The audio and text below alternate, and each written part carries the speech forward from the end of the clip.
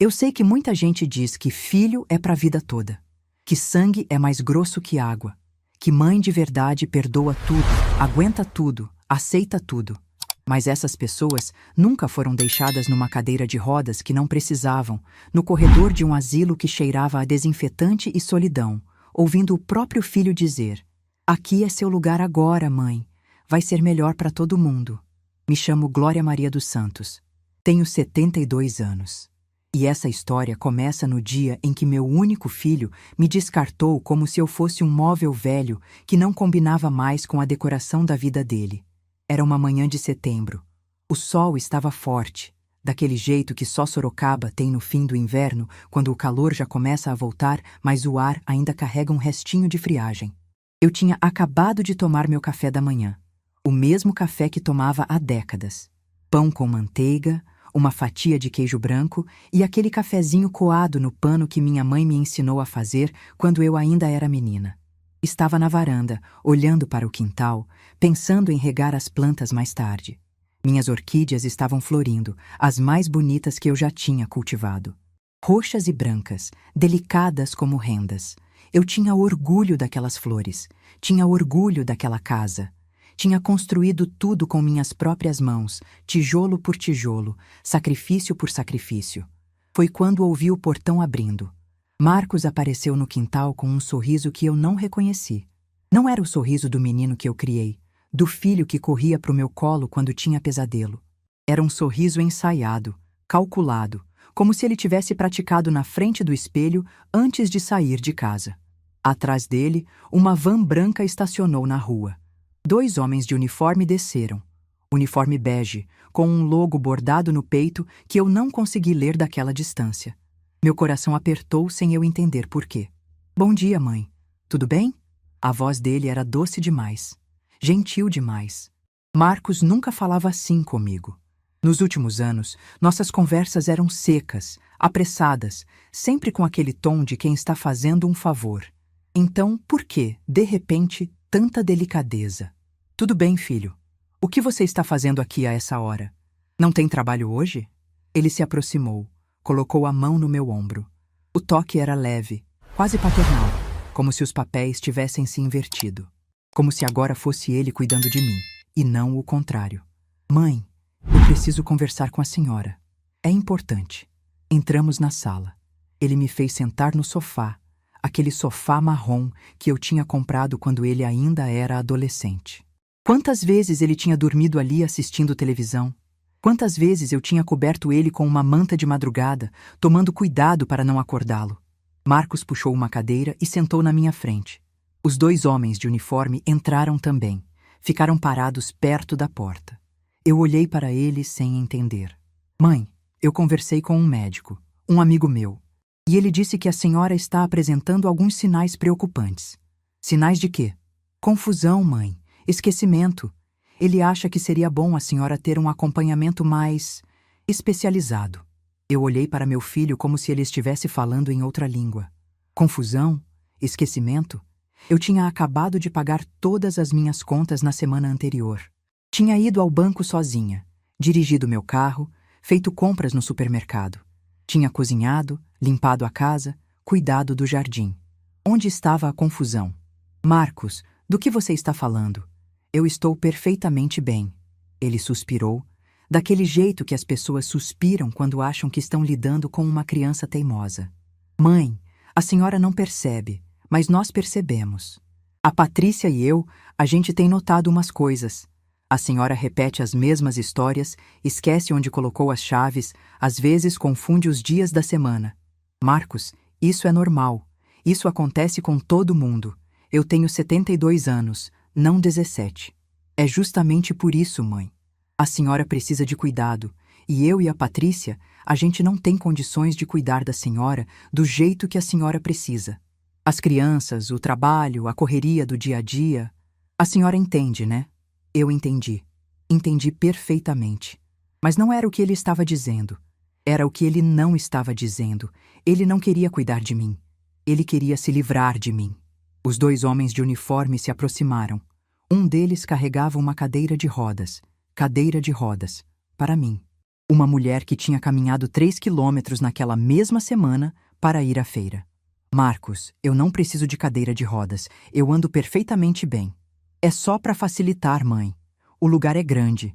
Tem muitos corredores. Vai ser mais confortável para a senhora.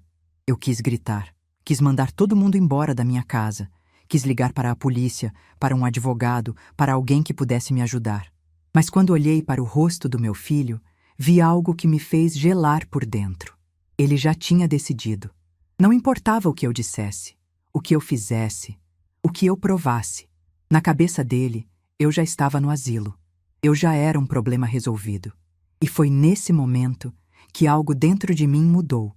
Eu podia lutar, podia resistir, podia transformar aquela manhã num escândalo, chamar os vizinhos, fazer uma cena.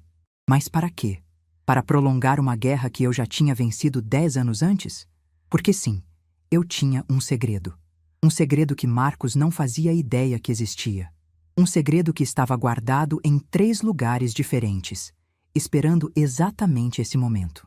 Então eu fiz algo que ele não esperava. Eu levantei do sofá calmamente. Fui até o quarto, peguei minha bolsa, voltei para a sala e disse: "Tudo bem, Marcos. Se você acha que é o melhor, eu vou." O alívio no rosto dele foi obsceno. Ele quase sorriu, quase comemorou. Conseguiu se conter no último segundo, mas eu vi. Eu vi a felicidade dele em me ver obedecendo, em me ver cedendo, em me ver finalmente saindo do caminho. Os homens me ajudaram a sentar na cadeira de rodas. Eu não precisava daquilo, mas deixei. Deixei porque cada segundo daquela humilhação era mais uma prova, mais uma confirmação do que eu já sabia há uma década. Saímos pela porta da frente. O sol me cegou por um instante e eu olhei para a minha casa pela última vez. As paredes que eu mesma tinha pintado. O jardim que eu tinha cultivado durante 40 anos. As janelas que davam para o quarto onde meu marido tinha partido, onde eu tinha chorado noites inteiras, onde eu tinha me reconstruído sozinha. Marcos fechou a porta sem olhar para trás. A van tinha ar-condicionado, mas eu senti frio mesmo assim. Um frio que não vinha de fora, vinha de dentro, daquele lugar onde a gente guarda as coisas que dói demais para pensar. Olhei pela janela durante todo o trajeto. Vi a padaria passando, a Padaria Santos, que eu tinha tocado por 38 anos, acordando às 3 da madrugada. Vi a pracinha onde eu levava Gabriel e Beatriz para brincar nos fins de semana. Vi a escola onde meus netos estudavam. Vi a cidade inteira passando, como se estivesse se despedindo de mim. Ou talvez fosse eu me despedindo dela. O residencial Primavera ficava num bairro afastado. O prédio era bonito por fora, bem pintado, com um jardim na entrada que tentava parecer acolhedor. Mas eu conhecia lugares assim. Sabia o que acontecia por trás das paredes bonitas e dos sorrisos profissionais. Marcos me empurrou pelo corredor principal como quem empurra um carrinho de supermercado. Rápido, eficiente, sem olhar para os lados. Passou direto pelos outros moradores, pelos funcionários, pelas salas de atividades. Não queria perder tempo. Não queria arriscar que eu mudasse de ideia. Chegamos na recepção. Uma moça de uniforme rosa estava atrás do balcão, digitando algo no computador. Marcos tirou uns papéis da pasta que carregava e começou a preencher. Eu fiquei ali, na cadeira de rodas, no meio daquele corredor que cheirava a desinfetante barato e flores artificiais. Olhei ao redor. Vi portas fechadas, vi corrimãos nas paredes, vi cadeiras de plástico alinhadas como soldados esperando uma guerra que nunca ia chegar. E vi rostos. Rostos de pessoas que um dia foram jovens, que um dia foram fortes, que um dia foram o centro do mundo de alguém. Agora estavam ali, estacionadas nos cantos, esperando visitas que nunca vinham, esperando ligações que nunca chegavam, esperando um amanhã que era igual ao ontem e ao dia anterior. Seria esse o meu destino? Não. Eu tinha me preparado. Eu tinha me protegido. Eu só precisava esperar. Marcos terminou de assinar os papéis. Guardou a caneta no bolso do paletó, ajeitou a gravata e finalmente se virou para mim. Ajoelhou na minha frente, como se fosse me dar um abraço de despedida. Mas não me abraçou. Apenas colocou a mão no meu joelho e disse: "Aqui é seu lugar agora, mãe. Vai ser melhor para todo mundo. Eu volto em 1 hora com suas coisas." Eu olhei nos olhos do meu filho. Os mesmos olhos que eu tinha visto abrir pela primeira vez numa maternidade de Sorocaba, 46 anos atrás. Os mesmos olhos que tinham chorado no meu colo quando o pai dele partiu. Os mesmos olhos que tinham brilhado no dia do casamento, na formatura, no nascimento dos filhos. Agora, esses olhos não tinham nada. Nenhum amor, nenhuma culpa, nenhum remorso. Só alívio. Só a satisfação de quem finalmente resolveu um problema incômodo. Ele esperou que eu chorasse. Esperou que eu implorasse. Esperou que eu agarrasse a manga do paletó dele e pedisse pelo amor de Deus para não me deixar ali. Mas eu não fiz nada disso. Eu apenas sorri. Um sorriso calmo, sereno, quase maternal. O mesmo sorriso que eu dava quando ele era criança e fazia alguma travessura achando que eu não sabia. O sorriso de quem sabe algo que o outro não sabe. O sorriso de quem já venceu uma batalha que o outro nem percebeu que estava lutando. Marcos franziu a testa. Por um segundo, vi confusão nos olhos dele. Por que a mãe dele estava sorrindo? Por que não estava chorando, gritando, fazendo escândalo? Mas ele não perguntou. Não quis saber. Tinha pressa demais para se livrar de mim. Eu volto em 1 hora, mãe. Ele não voltou em 1 hora. Não voltou naquele dia. Não voltou na semana inteira. Mas eu não me desesperei. Sentada naquela cadeira de rodas, no meio daquele corredor que cheirava a desinfetante e solidão, cercada por rostos esquecidos e sonhos abandonados, eu apenas continuei sorrindo. Porque eu sabia algo que meu filho não sabia. Eu sabia que 10 anos antes, numa noite de dezembro, eu tinha ouvido uma conversa que mudou tudo. Eu sabia que na semana seguinte eu tinha procurado um advogado. Eu sabia que tinha assinado documentos que protegiam cada centavo que eu tinha conquistado com o suor do meu rosto. E eu sabia que, em 1 semana, um advogado apareceria na porta da casa do meu filho. E que quando ele lesse o documento que eu tinha assinado em 2016, suas pernas iam fraquejar. Meu sorriso não era de loucura, não era de desespero, não era de resignação, era de paciência. A paciência de uma mãe que passou a vida inteira cuidando dos outros e finalmente tinha aprendido a cuidar de si mesma. A paciência de uma mulher que sabia que a justiça, às vezes, demora, mas sempre chega. Naquela cadeira de rodas, naquele corredor de asilo, eu não era uma vítima. Eu era uma mulher que tinha passado 10 anos esperando o próprio filho confirmar quem ele realmente era. E agora que ele tinha confirmado, eu finalmente podia agir. Uma funcionária se aproximou e perguntou se eu queria ir para o quarto descansar. Eu agradeci. Disse que preferia ficar ali mais um pouco. Ela estranhou, mas não insistiu. E eu continuei ali, sorrindo, olhando para aquele corredor como quem olha para o primeiro capítulo de uma história que está apenas começando. Porque aquele asilo não era meu fim. Era o começo do fim deles. Vocês devem estar se perguntando como uma mãe chega a esse ponto. Como uma mulher que dedicou a vida inteira a um filho acaba abandonada num corredor de asilo, sorrindo enquanto o mundo desmorona ao redor. A resposta é simples. Aos poucos. Tão devagar que a gente nem percebe. Como água quente que vai esquentando até ferver, e quando você nota, já é tarde demais. Mas deixa eu voltar ao começo. Porque essa história não começou naquele asilo. Começou muito antes, numa maternidade de Sorocaba, numa noite de março de 1979. Marcos nasceu às 3 da manhã, depois de 18 horas de trabalho de parto. Eu tinha 26 anos e achava que sabia o que era amor. Mas quando colocaram aquele bebê no meu peito, quando senti o peso dele nos meus braços, quando olhei para aquele rostinho amassado e vermelho, eu entendi que não sabia nada. Que o amor que eu sentia pelo Ernesto, pelo meu marido, era uma coisa, mas aquele sentimento que explodiu dentro de mim naquela madrugada, era outra coisa completamente diferente.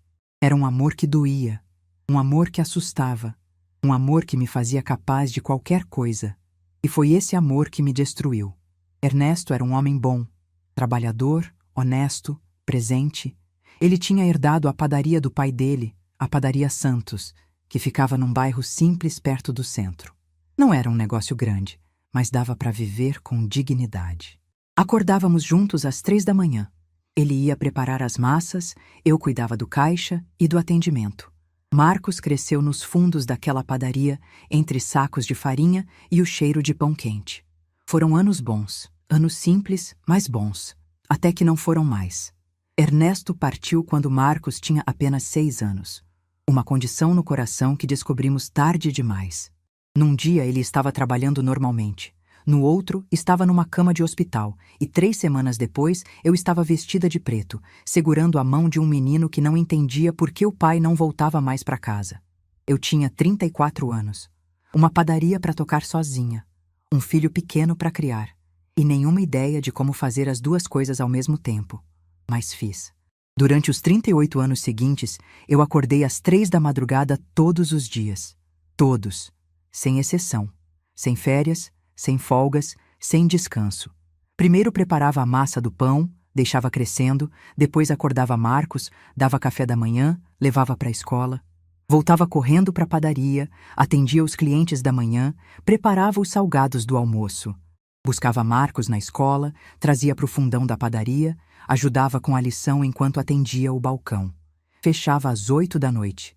Levava ele para casa, dava banho, fazia janta, colocava para dormir. E no dia seguinte, tudo de novo. Eu não me lembro de ter dormido uma noite inteira durante aqueles anos. Sempre havia algo para fazer, algo para resolver, algo para cuidar. Meu corpo vivia exausto, mas minha mente não me deixava parar. Porque se eu parasse, quem ia cuidar do meu filho? Quem ia garantir que ele tivesse comida na mesa, roupa limpa, material escolar? Marcos foi um menino sensível. A ausência do pai deixou marcas nele que eu via, mas não sabia como curar. Ele tinha pesadelos frequentes, acordava no meio da noite chorando, chamando pelo Ernesto. Eu ia para o quarto dele, deitava do lado, ficava fazendo carinho no cabelo até ele dormir de novo. Às vezes adormecia ali mesmo e acordava de madrugada, com dor nas costas, mas não importava. O que importava era que meu filho se sentisse seguro. Quando ele fez 15 anos, eu já tinha algumas economias guardadas. Não muito, mas o suficiente para pensar no futuro. Decidi que ia investir tudo na educação dele. Paguei cursinho particular, inglês, informática. Tudo o que eu não tive, ele ia ter. Marcos se formou no ensino médio com notas boas. Passou no vestibular para administração numa faculdade particular. A mensalidade era cara, quase metade do que a padaria dava de lucro. Mas eu não hesitei. Trabalhei mais, economizei mais, me sacrifiquei mais. Porque era para o futuro do meu filho. Ele se formou aos 24 anos. Eu chorei a cerimônia inteira, sentada naquela cadeira de plástico do ginásio, olhando para o meu menino de beca e capelo, recebendo o diploma. Tudo tinha valido a pena. Todas as madrugadas, todas as dores, todos os sacrifícios. Ali estava a prova de que eu tinha conseguido. O emprego veio rápido, uma empresa de logística no centro da cidade, salário bom, benefícios. Marcos finalmente estava encaminhado. E eu, pela primeira vez em décadas, comecei a pensar que talvez pudesse descansar um pouco. Foi quando Patrícia apareceu. Ela trabalhava como secretária do diretor da empresa. Marcos a conheceu numa festa de confraternização e me ligou no dia seguinte, a voz cheia de entusiasmo, dizendo que tinha conhecido a mulher da vida dele. Eu fiquei feliz. De verdade. Meu filho merecia ser amado, merecia construir uma família. E se essa moça fazia ele feliz, eu ia recebê-la de braços abertos. O primeiro encontro foi num domingo de almoço, aqui em casa. Eu passei a manhã inteira cozinhando. Frango assado, arroz com brócolis, purê de batata, farofa. Arrumei a mesa com a toalha boa, aquela que eu só usava em ocasiões especiais. Queria impressionar, queria que ela se sentisse bem-vinda. Patrícia chegou às 11h30, de braço dado com Marcos. Era bonita, isso eu não podia negar. Cabelo bem arrumado, maquiagem perfeita, roupa de marca.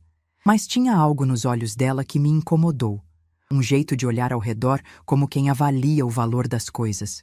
Um jeito de sorrir que não chegava até o fundo do rosto. Durante o almoço, ela mal tocou na comida. Disse que estava de dieta, que não podia comer carboidrato, que tinha intolerância a isso e aquilo. Eu tinha passado a manhã inteira na cozinha e ela comeu 3 garfadas de salada. Mas o pior não foi isso. O pior foi quando ela foi ao banheiro e eu ouvi ela comentando com Marcos no corredor. Amor, sua mãe é muito simpática, mas essa casa tem um cheiro estranho. Parece cheiro de fermento. Você não sente? Cheiro de fermento. O cheiro do meu trabalho. O cheiro do pão que tinha sustentado aquela família por décadas. O cheiro que estava impregnado na minha pele, no meu cabelo, na minha alma. Para ela, era um cheiro estranho, um incômodo. Eu fingi que não ouvi. Engoli aquela dor junto com o orgulho e continuei sorrindo pelo resto do almoço, porque meu filho estava feliz. E a felicidade dele era mais importante que qualquer coisa. O casamento aconteceu 2 anos depois. Eu paguei quase tudo. O vestido, o buffet, a decoração, a lua de mel. Vendi as alianças de ouro que eram da minha mãe, peguei um empréstimo consignado na minha aposentadoria. Marcos prometeu que ia me pagar aos poucos. Nunca pagou 1 centavo. Depois do casamento, eles precisavam de um lugar para morar. Eu dei entrada num apartamento, usei minhas economias de anos. De novo, Marcos prometeu que ia me devolver. De novo, o dinheiro nunca veio. Quando os netos nasceram, primeiro Gabriel, depois Beatriz, eu me ofereci para cuidar deles enquanto o casal trabalhava. Eu já estava com 52 anos, o corpo começando a dar os primeiros sinais de cansaço, as noites mal dormidas cobrando seu preço. Mas como eu ia dizer não? Eram meus netos, meu sangue. Durante 10 anos, eu fui babá, cozinheira, motorista, enfermeira.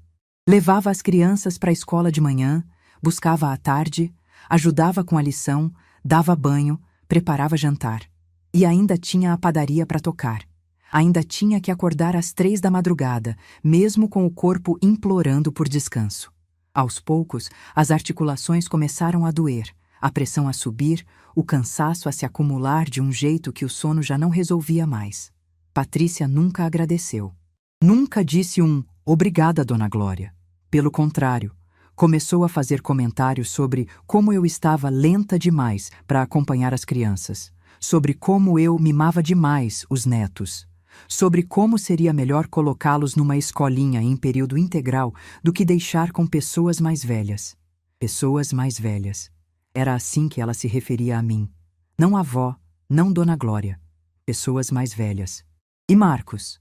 Marcos não dizia nada. Ficava em silêncio, fingindo que não ouvia, fingindo que não via. O menino que eu tinha criado sozinha, que eu tinha sustentado com o suor do meu rosto, agora abaixava a cabeça para a esposa e deixava a própria mãe ser humilhada. Mas eu aguentei. Aguentei porque achava que era assim que as coisas funcionavam. Que mães aguentavam tudo, perdoavam tudo, aceitavam tudo. Que meu papel era servir, e o papel deles era receber. Até aquela noite de dezembro de 2015. Era aniversário de 10 anos do Gabriel. Eu tinha passado a semana preparando a festa. Bolo de chocolate de 3 andares, brigadeiros, coxinhas, tudo feito à mão. Decorei a sala com balões azuis, comprei lembrancinhas para todos os coleguinhas. Queria que fosse perfeito. A festa foi linda.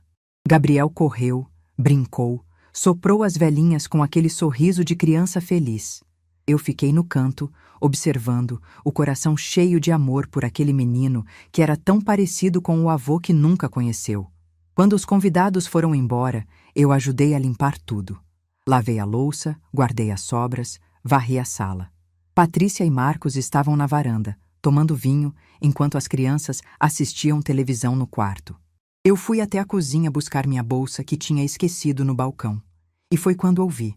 A voz de Patrícia era clara, levemente alterada pelo vinho, mas perfeitamente audível. Amor, quando sua mãe morrer, a gente finalmente vai poder viver de verdade. Aquela padaria vale uma fortuna. E a casa dela, então?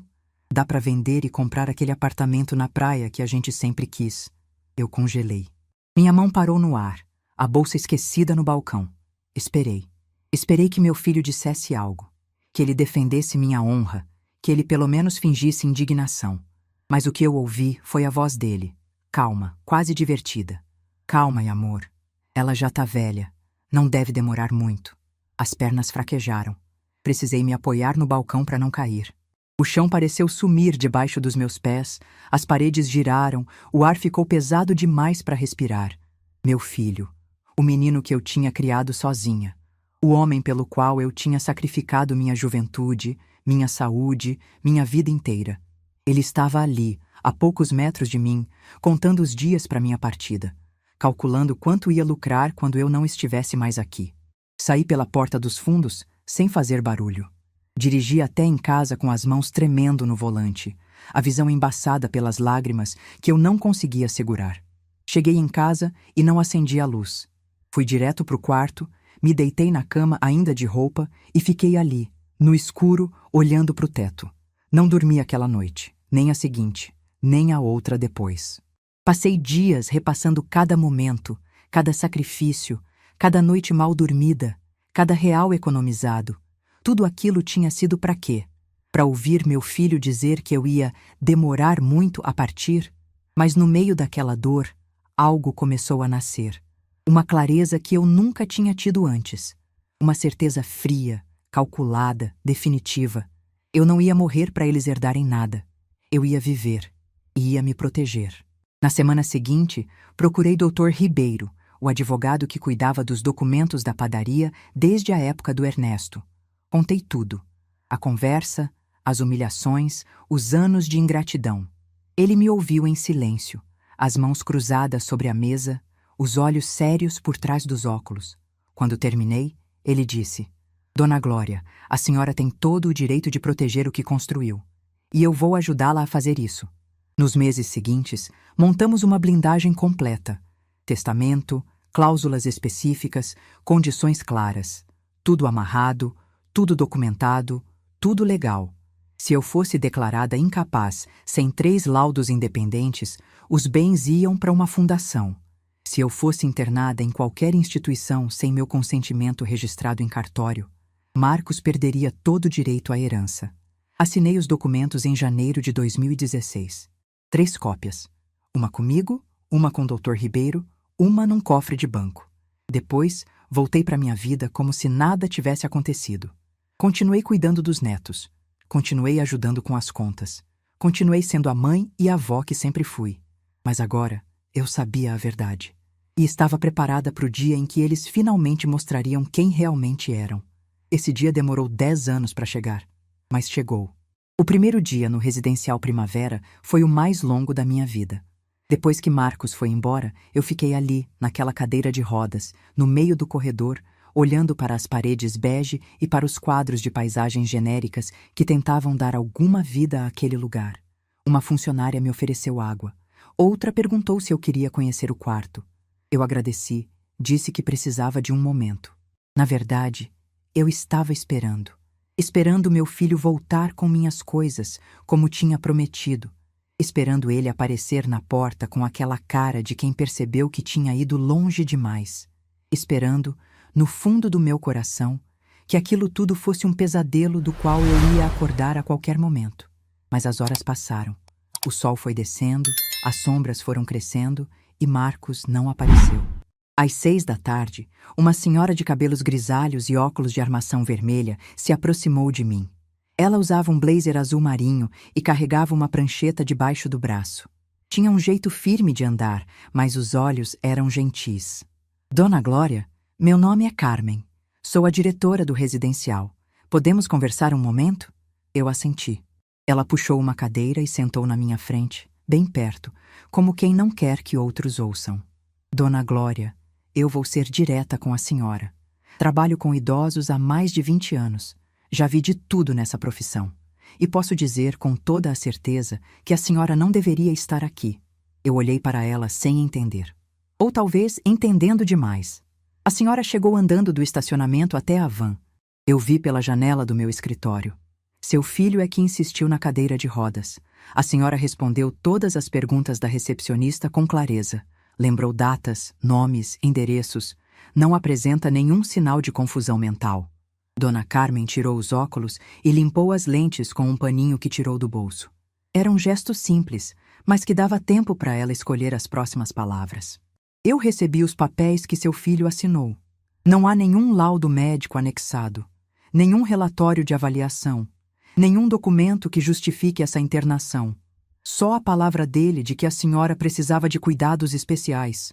Meu coração acelerou, mas eu mantive a compostura. Tinha passado anos fingindo que não via, não ouvia, não sentia. Agora, Esse treinamento estava servindo para alguma coisa. Dona Carmen, o que exatamente a senhora está me dizendo? Ela colocou os óculos de volta e me olhou nos olhos. Estou dizendo que, na minha opinião profissional, a senhora foi trazida aqui contra sua vontade. E isso, Dona Glória, é muito grave. Naquele momento, eu poderia ter chorado.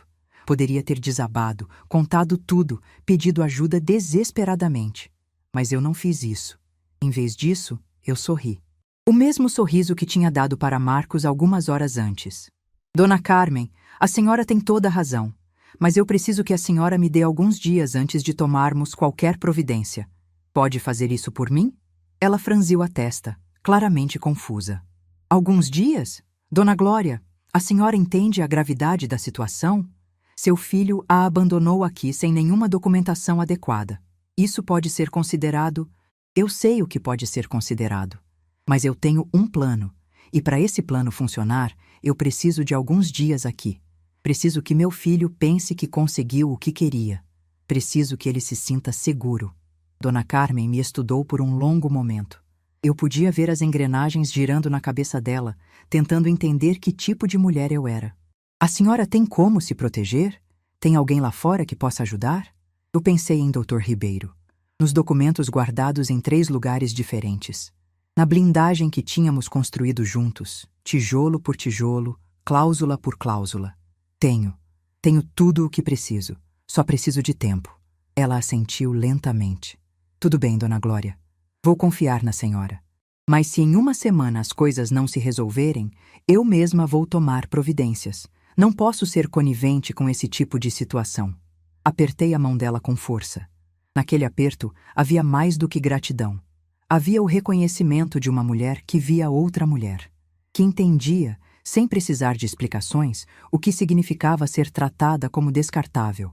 Naquela noite, dormi num quarto pequeno, com 2 camas. A outra estava vazia, o que me deu privacidade para pensar. O colchão era duro, o travesseiro fino demais, mas eu já tinha dormido em lugares piores. Nos primeiros anos depois que Ernesto partiu, havia noites em que eu dormia sentada na cadeira da padaria, esperando a massa crescer, sem nem ter forças para ir até o quarto. Deitada ali, olhando para o teto branco, eu repassei cada detalhe do que precisava fazer. Primeiro, ligar para Dr. Ribeiro, explicar a situação, confirmar que todos os documentos estavam em ordem. Segundo, esperar. Esperar Marcos se sentir confortável. Esperar ele pensar que tinha vencido. Esperar ele baixar a guarda. Terceiro, aparecer na porta da casa dele, com o advogado, com os documentos, com a verdade que ele nunca imaginou que eu soubesse. O sono demorou a chegar, mas quando chegou, foi profundo. Eu estava cansada, sim, mas era um cansaço diferente. Não era o cansaço de quem está sendo derrotada. Era o cansaço de quem está se preparando para a batalha final. No segundo dia, acordei às 5 da manhã. Hábito de décadas que o corpo não esquece.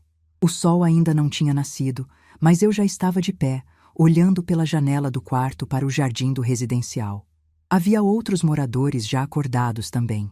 Uma senhora de cabelos brancos caminhava devagar pelo corredor, apoiada num andador. Um senhor de pijama listrado estava sentado numa poltrona perto da recepção, olhando para o nada. Uma mulher mais jovem, provavelmente funcionária, empurrava um carrinho com medicamentos de porta em porta. Eu observei tudo aquilo com um nó na garganta. Quantas dessas pessoas tinham sido deixadas aqui como eu? Quantas tinham filhos que prometeram voltar e nunca voltaram? Quantas estavam esperando uma visita que nunca viria? Uma ligação que nunca chegaria? Às 9 da manhã, pedi para usar o telefone. Uma funcionária me levou até um aparelho na recepção e me deu privacidade. Disquei o número de Dr. Ribeiro de memória. Eu tinha decorado aquele número anos atrás, justamente para um momento como esse. Ele atendeu no 3º toque. Escritório Ribeiro, bom dia. Dr. Ribeiro, é Glória. Glória dos Santos. Houve uma pausa.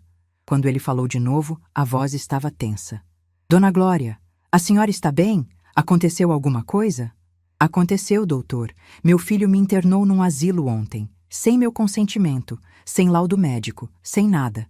Ouvi ele respirar fundo do outro lado da linha. Onde a senhora está?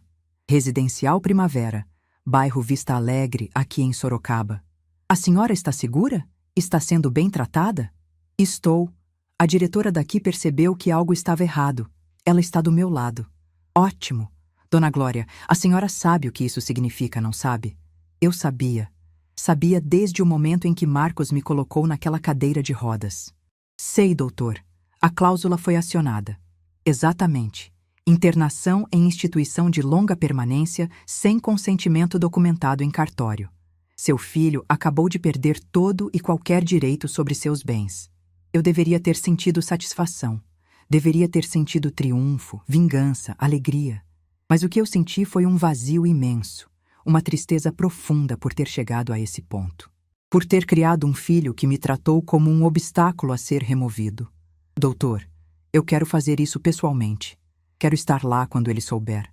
Dona Glória, tem certeza? Vai ser um momento difícil. Talvez fosse melhor eu ir sozinho, poupar a senhora desse confronto. Eu passei 10 anos me preparando para isso, doutor. 10 anos esperando, observando, aguentando em silêncio. Eu preciso estar lá. Preciso olhar nos olhos dele quando ele entender o que fez. Houve outra pausa. Quando o doutor Ribeiro falou de novo, havia respeito na voz dele. Entendo, Dona Glória. Vou preparar toda a documentação.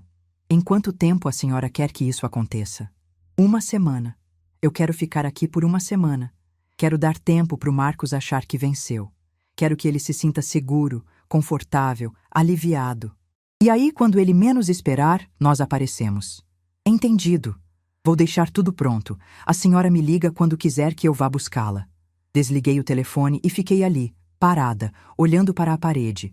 A funcionária perguntou se eu estava bem. Eu disse que sim, agradeci, voltei para o meu quarto. Os dias seguintes foram estranhos. Eu não estava ali como moradora de verdade, mas também não era exatamente uma visita. Estava num limbo, esperando o momento certo de agir. E enquanto esperava, eu observava. Observava os outros moradores, suas rotinas, suas histórias, suas solidões. Dona Alzira, 84 anos, tinha sido deixada ali pela filha há 3 anos. A filha prometeu visitar todo domingo, mas só aparecia no Natal e no aniversário. Seu Joaquim, 79 anos, tinha vendido a casa para pagar o tratamento da esposa. Quando ela partiu, os filhos não quiseram recebê-lo de volta. Disseram que não tinham espaço. Cada história que eu ouvia era um espelho do que poderia ter acontecido comigo. Se eu não tivesse ouvido aquela conversa em 2015.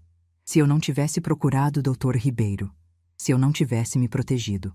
No 4º dia, Dona Carmen me chamou no escritório dela. Dona Glória, seu filho não apareceu. Não ligou. Não mandou suas roupas, seus pertences, nada.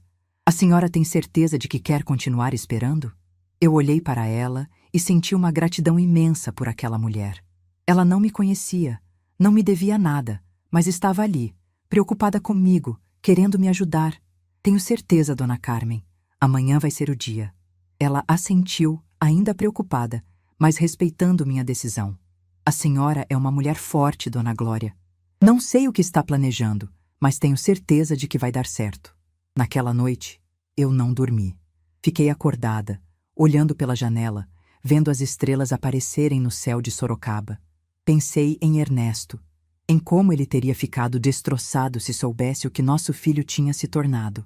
Pensei em Marcos criança, correndo pelos corredores da padaria, rindo, me abraçando antes de dormir. Pensei na mulher que eu era antes de tudo isso, e na mulher que eu tinha me tornado. Às 6 da manhã do 5º dia, eu liguei para Dr. Ribeiro. Pode vir me buscar, doutor, está na hora. Ele chegou às 10. Eu já estava pronta, com a mesma roupa que tinha usado no dia em que Marcos me trouxe. Não tinha outras opções, já que meu filho nunca se deu ao trabalho de trazer minhas coisas. Dona Carmen me acompanhou até a recepção. Quando viu o Dr. Ribeiro, um senhor de terno escuro e pasta de couro, ela entendeu que eu tinha falado a verdade, que eu realmente tinha um plano. Dona Glória, foi um prazer conhecê-la, e posso dizer que foi a moradora mais incomum que já tive neste lugar. Eu ri.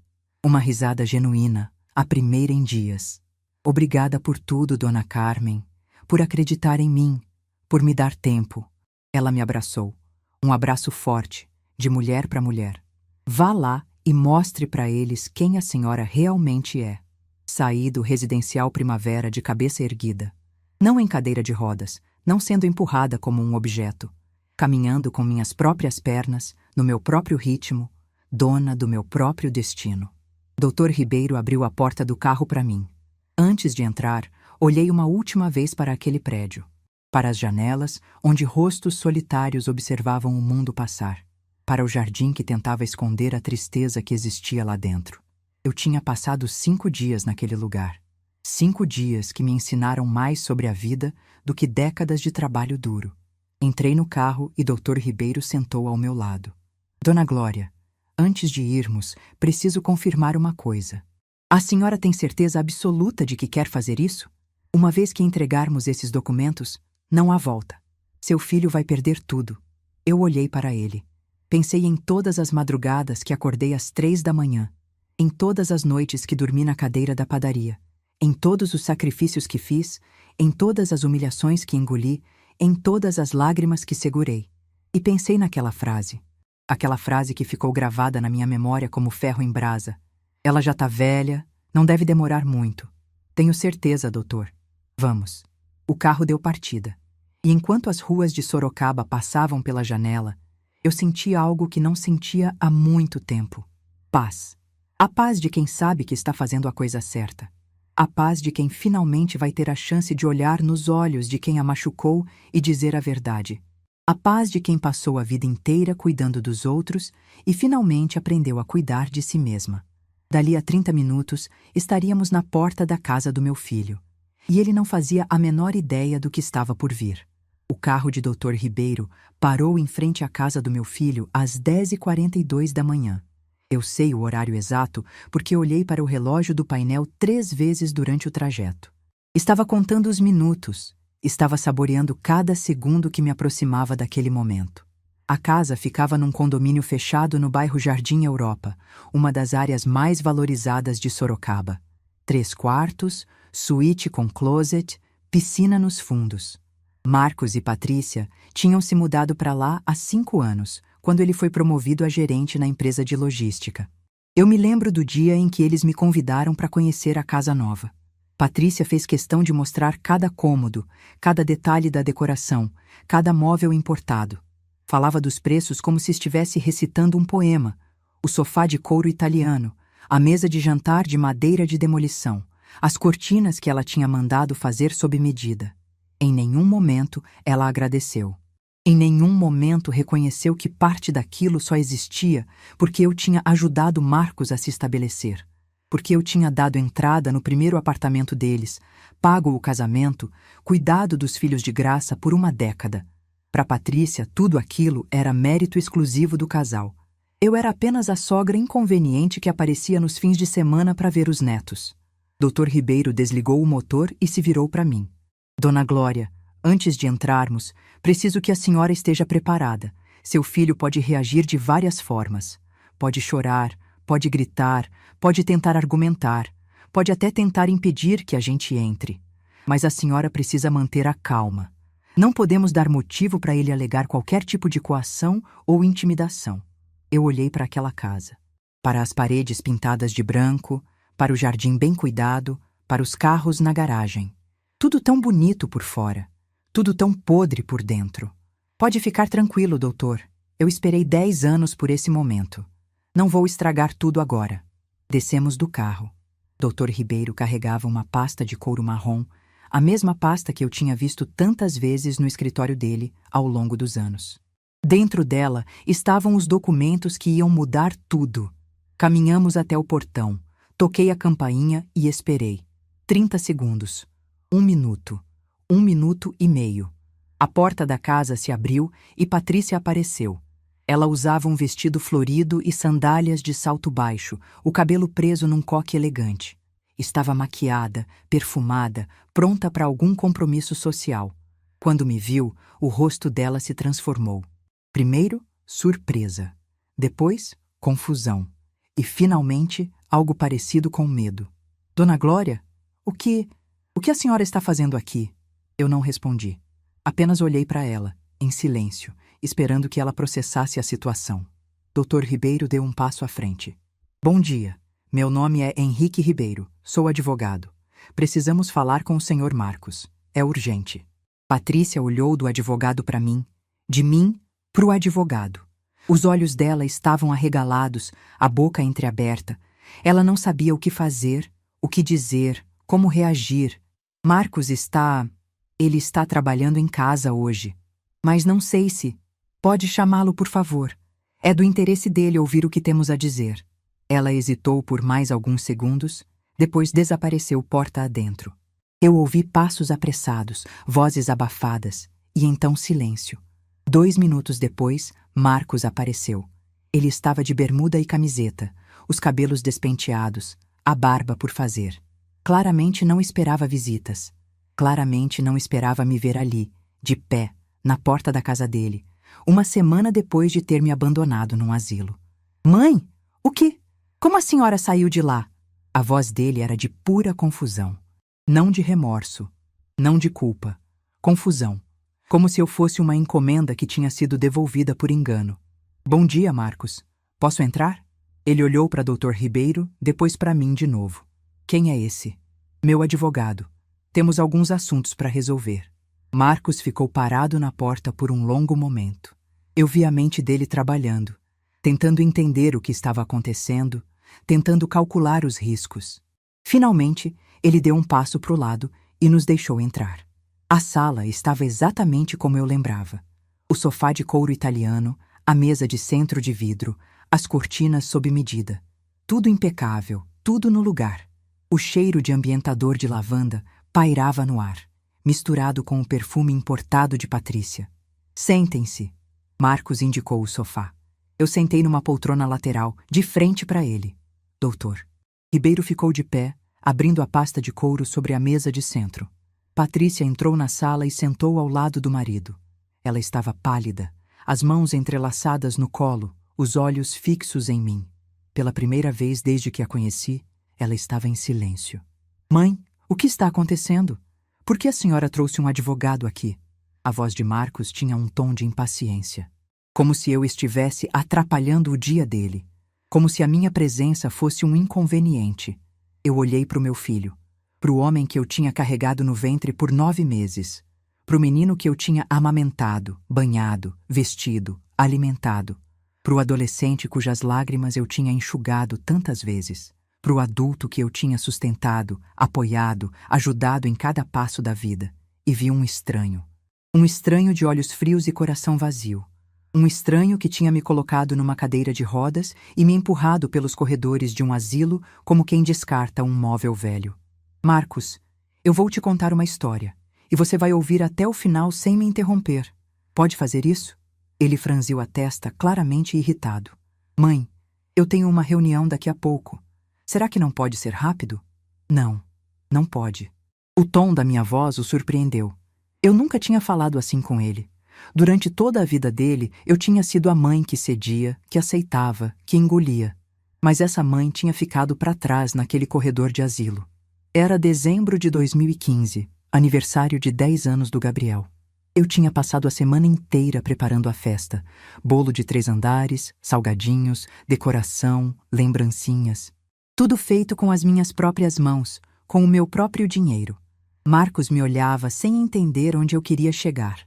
Patrícia, ao lado dele, tinha ficado ainda mais pálida. A festa foi linda. Gabriel se divertiu, os coleguinhas brincaram, todo mundo foi embora feliz. E eu fiquei para ajudar a limpar. Lavei a louça, guardei as sobras, varri a sala. Porque era isso que eu fazia, não é? Eu sempre limpava a bagunça que vocês deixavam.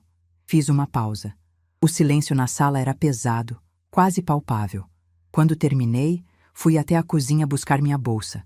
Vocês dois estavam na varanda, tomando vinho, achando que eu já tinha ido embora. Eu vi o momento exato em que Patrícia entendeu. O rosto dela passou de pálido para cinzento. A boca se abriu, mas nenhum som saiu. Eu ouvi tudo, Patrícia. Cada palavra. Marcos olhou para a esposa, confuso. Do que ela está falando? Patrícia não respondeu. Estava paralisada, os olhos fixos em mim como um animal pego na armadilha. Eu continuei. Sua esposa disse, e eu vou repetir palavra por palavra, porque essas palavras ficaram gravadas na minha memória. Amor, quando sua mãe morrer, a gente finalmente vai poder viver de verdade. Aquela padaria vale uma fortuna. E a casa dela, então? Dá para vender e comprar aquele apartamento na praia que a gente sempre quis. Marcos ficou imóvel. Eu vi a ficha caindo, vi as peças se encaixando na cabeça dele. E você sabe o que foi pior, Marcos? Não foi o que ela disse. Foi o que você respondeu. Olhei nos olhos do meu filho. Os mesmos olhos que eu tinha visto abrir pela primeira vez naquela maternidade, 46 anos atrás. Você disse: calmas, amor. Ela já tá velha. Não deve demorar muito. O silêncio que se seguiu foi o mais profundo que eu já tinha experimentado. Era como se o tempo tivesse parado, como se o ar tivesse ficado sólido. Marcos abriu a boca para falar, mas eu levantei a mão. Eu não terminei. Ele fechou a boca. Patrícia começou a chorar em silêncio, as lágrimas escorrendo pela maquiagem perfeita. Naquela noite, eu voltei para casa e não dormi. Passei dias pensando no que tinha ouvido, repassando cada sacrifício que tinha feito por você. Cada madrugada que acordei às 3 da manhã, cada real que economizei, cada sonho que deixei de lado para que você pudesse realizar os seus. Minha voz estava calma, controlada. Eu tinha ensaiado esse momento tantas vezes na minha cabeça que as palavras saíam naturalmente. E então eu tomei uma decisão. Procurei um advogado, o Dr. Ribeiro aqui. E juntos, nós criamos uma proteção para tudo o que eu tinha construído. A padaria, a casa, as economias. Tudo foi blindado com cláusulas muito específicas. Dr. Ribeiro deu um passo à frente e tirou um documento da pasta. Colocou sobre a mesa de centro, virado para Marcos. Esse documento foi assinado em janeiro de 2016, há quase 10 anos. Nele estão descritas as condições para que seu cliente tenha direito à herança de Dona Glória. Marcos pegou o documento com as mãos tremendo. Começou a ler, os olhos correndo pelas linhas. Eu observei cada expressão do rosto dele. A confusão inicial, a incredulidade, o choque. E, finalmente, o pânico. Uma das cláusulas é muito clara, continuei. Se eu fosse internada em qualquer instituição de longa permanência, sem meu consentimento registrado em cartório, você perderia automaticamente todo e qualquer direito sobre meus bens. Marcos ergueu os olhos do documento. Estava lívido. Mãe, eu não sabia. A Patrícia disse que era o melhor. Eu pensei que... Você pensou que eu era uma velha confusa que ia aceitar qualquer coisa. Você pensou que podia me descartar num asilo e esperar eu partir para herdar tudo. Você pensou errado. As mãos dele começaram a tremer. O documento chacoalhava entre seus dedos. E então, eu vi acontecer. As pernas dele fraquejaram. Mesmo sentado, ele pareceu afundar no sofá, como se os ossos tivessem virado gelatina. O rosto ficou branco, os lábios tremiam, os olhos se encheram de lágrimas. Mãe, por favor, a senhora não pode fazer isso. Patrícia se levantou de repente, o rosto desfigurado de desespero. Dona Glória, foi um mal-entendido. Nós nunca quisemos magoar a senhora. O Marcos só queria o melhor para a senhora. Ele me disse que o asilo era temporário, que era só até a gente se organizar. Eu olhei para ela. Para aquela mulher que tinha passado anos me tratando como uma empregada de segunda classe, que tinha reclamado do meu cheiro de fermento, que tinha sonhado com a minha partida como quem sonha com a loteria. Patrícia, você passou anos esperando eu partir para herdar o que é meu. Agora você não vai herdar nada. Parece justo para mim. Ela começou a chorar mais alto, soluçando, dizendo coisas desconexas sobre as crianças, sobre as contas, sobre o futuro. Mas eu já não estava ouvindo. Eu me levantei da poltrona e ajeitei a roupa. Olhei uma última vez para o meu filho, aquele homem destruído afundado no sofá de couro italiano. Eu passei 10 anos esperando você me mostrar quem você realmente é, Marcos. Você mostrou. E agora, eu estou te mostrando quem eu realmente sou. Caminhei em direção à porta. Dr. Ribeiro me acompanhou, a pasta de couro debaixo do braço. Antes de sair, me virei uma última vez. Você me colocou num asilo achando que estava me descartando. Mas eu já tinha me protegido uma década antes.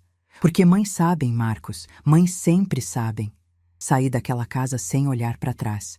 Ouvi Patrícia gritando alguma coisa, ouvi Marcos chamando meu nome. Mas eu continuei andando. O sol estava forte lá fora. O mesmo sol de Sorocaba que tinha me acompanhado durante 72 anos de vida. O mesmo sol que tinha iluminado minhas madrugadas na padaria, meus dias de trabalho, meus momentos de solidão. Entrei no carro de Dr. Ribeiro e fechei a porta. Para onde agora, Dona Glória? Eu olhei pela janela. Para aquela casa bonita, para aquela vida perfeita que escondia tanta podridão. Para casa, doutor. Para minha casa de verdade. O carro deu partida e se afastou daquele condomínio, daquela rua, daquela parte da minha vida que ficava definitivamente para trás. Eu tinha feito o que precisava fazer. Agora era hora de começar a viver. Os primeiros dias depois do confronto foram estranhos. Eu voltei para minha casa. Aquela mesma casa onde Marcos tinha me colocado numa cadeira de rodas, e encontrei tudo exatamente como eu tinha deixado. As orquídeas na varanda, um pouco murchas pela semana sem água, o cafezinho ainda no coador, frio e esquecido. A bolsa que eu nem tinha conseguido pegar direito quando os homens da van chegaram. Andei pelos cômodos em silêncio, tocando os móveis, olhando as fotografias nas paredes. Tinha fotos de Marcos em todas as fases da vida. Bebê no meu colo, criança na formatura do jardim, adolescente de aparelho nos dentes, adulto no dia do casamento. Uma linha do tempo inteira de um filho que eu amei com todas as minhas forças. Parei na frente da foto do casamento dele. Marcos de terno, Patrícia de branco, eu no canto com aquele vestido azul que tinha comprado especialmente para a ocasião. Eu estava sorrindo na foto. Um sorriso genuíno, feliz, cheio de esperança para o futuro. Como as coisas tinham mudado tanto. Tirei a foto da parede e guardei numa gaveta. Não por raiva, não por vingança, mas porque olhar para ela agora doía demais.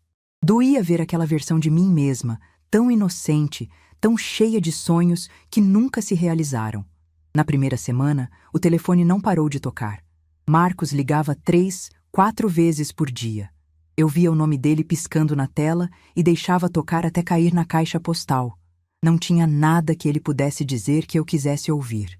Não tinha desculpa grande o suficiente, explicação convincente o bastante. Patrícia também tentou. Mandou mensagens longas, cheias de justificativas e pedidos de perdão. Disse que tinha sido tudo um mal-entendido, que ela nunca quis me magoar, que as palavras tinham saído erradas naquela noite de 2015. Como se fosse possível dizer, não deve demorar muito, de um jeito que não fosse cruel. Parentes que há anos não me procuravam começaram a aparecer. Tia Jurema, que morava em Campinas e mal me ligava no Natal, de repente estava preocupadíssima com a situação da família.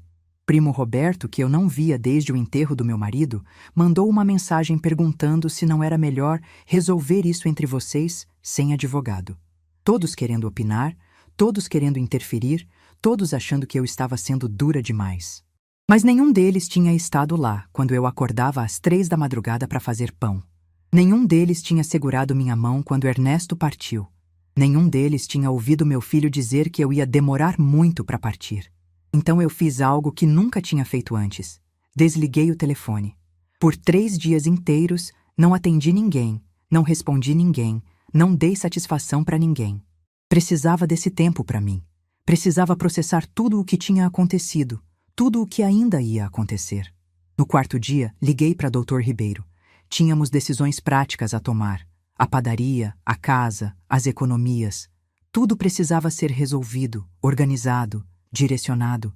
Ele veio até minha casa com uma pasta cheia de documentos e passamos a tarde inteira conversando sobre o futuro. A padaria foi a primeira decisão.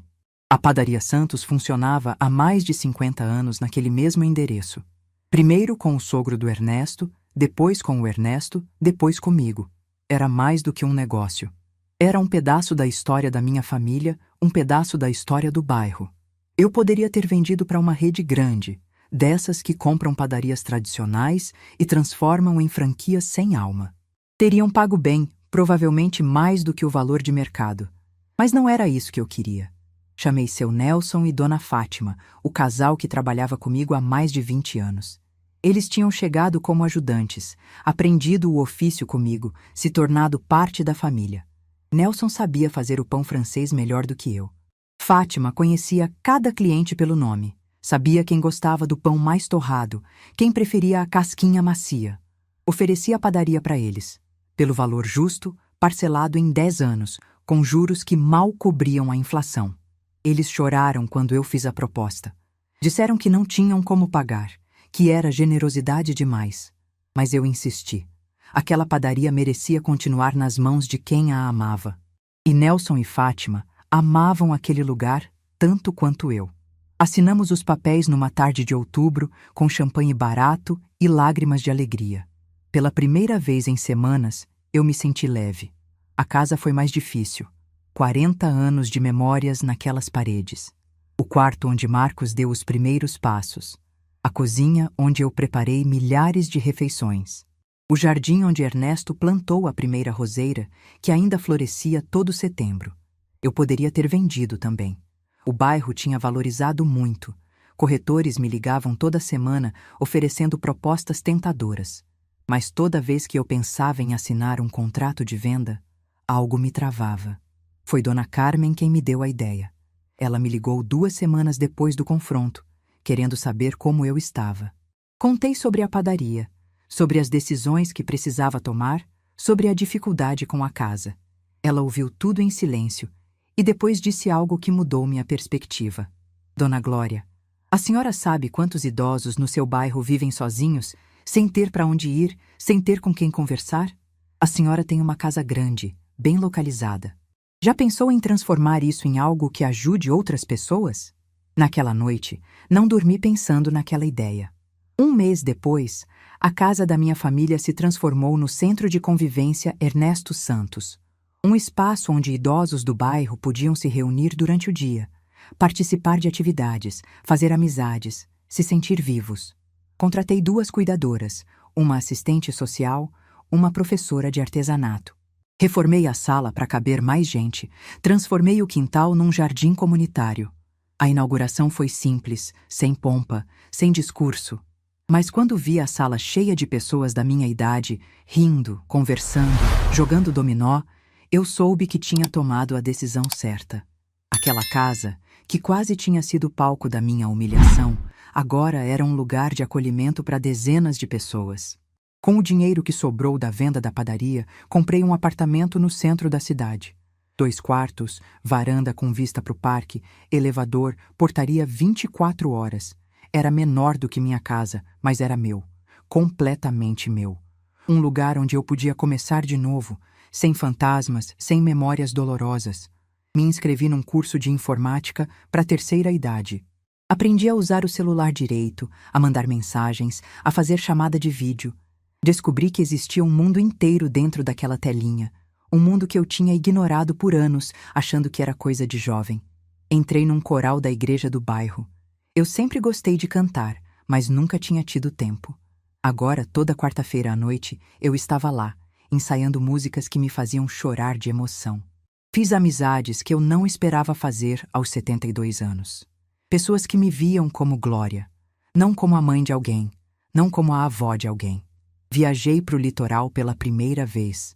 72 anos e eu nunca tinha visto o mar de perto. Fiquei 1 semana em Ubatuba, num hotel simples de frente para a praia. Todo dia acordava cedo, caminhava pela areia, sentava numa cadeira olhando as ondas. Ninguém me conhecia ali. Eu era apenas uma senhora aproveitando a vida. 3 meses depois do confronto, Gabriel me procurou. Ele apareceu no meu apartamento numa tarde de sábado, sem avisar. Quando abri a porta e vi meu neto ali, de pé, com aqueles olhos que lembravam tanto o avô, meu coração quase parou. Gabriel tinha 20 anos agora. Estava na faculdade de engenharia, trabalhava meio período numa empresa de tecnologia. Tinha se tornado um homem sem eu perceber, enquanto eu estava ocupada demais tentando sobreviver na casa dos pais dele. Ele me abraçou antes de dizer qualquer coisa. Um abraço longo, apertado, daqueles que dizem mais do que palavras conseguem expressar. Quando se afastou, tinha lágrimas nos olhos. Vó, eu sei de tudo. Ouvi meus pais conversando. Sei o que eles fizeram com a senhora. Sei o que eles disseram naquela noite. Eu não sabia o que responder. Não queria colocar meu neto contra os pais dele, não queria que ele carregasse esse peso. Gabriel, isso é entre mim e seu pai. Você não precisa se envolver. Mas eu quero me envolver, vó. A senhora cuidou de mim a vida inteira. me levava para a escola, fazia meu lanche, me ajudava com a lição. E eles trataram a senhora como se fosse nada. Isso não tá certo. Sentamos na sala e conversamos por horas. Ele me contou como a casa tinha ficado depois do confronto. Marcos e Patrícia brigando toda a noite, culpando um ao outro, tentando encontrar um jeito de reverter a situação. Beatriz, a irmã dele, tinha ido morar com uma amiga para escapar do clima pesado. Gabriel disse que não conseguia mais olhar para o pai do mesmo jeito, que toda vez que Marcos tentava falar sobre mim, ele se levantava e saía do cômodo, que tinha perdido o respeito por um homem que era capaz de abandonar a própria mãe num asilo. Eu ouvi tudo com o coração apertado. Por um lado, doía saber que minha família tinha se despedaçado daquele jeito. Por outro, me enchia de orgulho ver que meu neto tinha se tornado um homem de caráter, capaz de reconhecer a injustiça mesmo quando vinha dos próprios pais. Antes de ir embora, Gabriel me fez prometer que não ia sumir da vida dele, que ia continuar sendo a avó que ele conhecia, a avó que fazia bolo de chocolate no aniversário, que contava histórias da padaria, que ensinava receitas de família. Eu prometi. Beatriz apareceu algumas semanas depois. 18 anos, recém-formada no ensino médio, cheia de planos para o futuro. Ela era mais parecida com a mãe na aparência, mas tinha herdado a sensibilidade do pai. Aquela sensibilidade que Marcos tinha perdido em algum momento do caminho. Os dois passaram a me visitar regularmente. Às vezes juntos, às vezes separados. Me traziam notícias do mundo deles, me pediam conselhos, me tratavam com um carinho que eu não recebia há anos. Eles me provavam que nem tudo estava perdido, que ainda havia amor genuíno naquela família despedaçada. Marcos nunca mais apareceu. Eu soube por Gabriel que ele tinha afundado em problemas financeiros. Sem a expectativa da herança, sem o colchão de segurança que imaginava ter, ele e Patrícia estavam lutando para manter o padrão de vida a que tinham se acostumado. A casa do condomínio foi vendida, os carros importados trocados por modelos mais simples. Patrícia voltou a trabalhar, algo que ela não fazia desde antes dos filhos nascerem. Uma parte de mim sentiu pena. A parte que ainda lembrava do menino que corria para o meu colo quando tinha medo do escuro. Mas outra parte, maior e mais forte, sabia que aquilo era consequência das escolhas dele. Eu não tinha causado a ruína dele. Ele tinha causado a própria ruína quando decidiu me tratar como um obstáculo a ser removido. Hoje, 1 ano depois de tudo, eu olho para minha vida e mal reconheço a mulher que me tornei. Acordo na hora que quero. Como o que tenho vontade, vou onde me dá prazer. Tenho amigas que me ligam para conversar, que me convidam para almoçar, que comemoram meu aniversário com bolo e velas. Tenho um propósito, com o centro de convivência que leva o nome do meu marido. Tenho paz.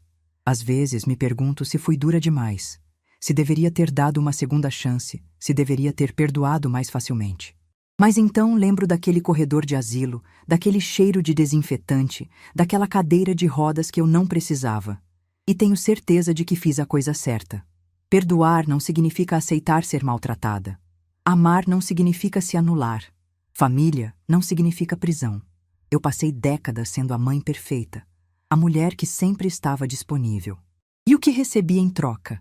Uma cadeira de rodas desnecessária e uma semana num asilo esperando uma visita que nunca veio.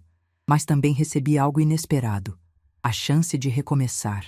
Aos 72 anos, descobri que nunca é tarde para se conhecer de verdade. Nunca é tarde para exigir respeito. Nunca é tarde para escolher a própria felicidade. Meu filho me colocou num asilo, achando que estava me descartando. Mas o único descartado foi ele. Não por maldade minha, por escolha dele. Aquele sorriso no corredor do Residencial Primavera não foi de loucura, não foi de desespero. Foi o sorriso de uma mulher que finalmente tinha entendido seu próprio valor.